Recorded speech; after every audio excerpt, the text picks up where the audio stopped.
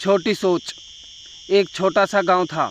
वहां पर हरीलाल नाम का एक युवा रहता था। वो बहुत गरीब परिवार से था। गरीबी की हालत यह थी कि उसके घर में 2 वक्त का खाना भी ठीक से नहीं बन पाता था। पिछले कई दिनों से हरीलाल गांव में काम की तलाश कर रहा था, लेकिन उसे कोई भी छोटा मोटा काम नहीं मिल पा रहा था। आखिरकार हरीलाल ने तय किया कि ऐसे नहीं चलने वाला। उसे किसी और जगह, किसी और शहर जाकर काम ढूंढना होगा, अपनी किस्मत आजमानी होगी। अगले ही दिन हरीलाल दूसरे शहर जाने के लिए निकल पड़ा और ट्रेन में बैठ गया। सफ़र काफ़ी लंबा था, इसलिए हरीलाल की माँ ने उसे खाने के लिए टिफ़िन में रोटियां बना कर दी थी। सब्जी बनाने के लिए ना घर में कोई सामान था, न ही जेब में पैसे थे, इसलिए उन्होंने सिर्फ उस रोटी ही दी थी।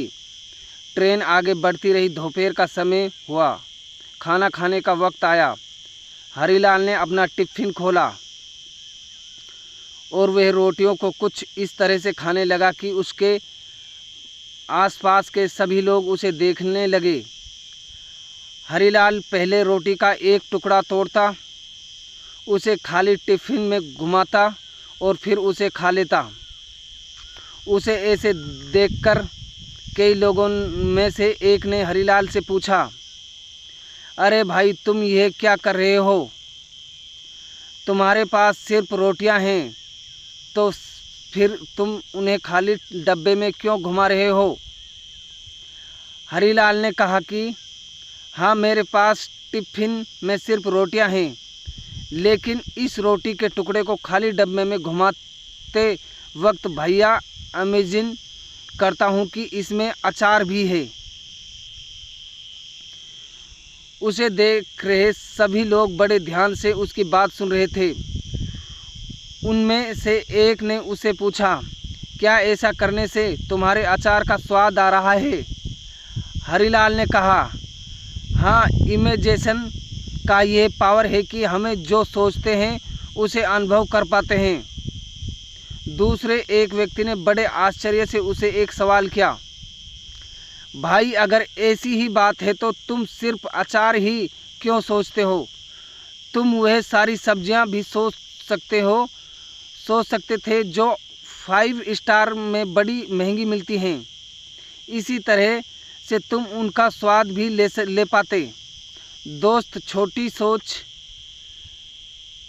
छोटी सी ये कहानी सोच, कल्पना या सपनों के बारे में है।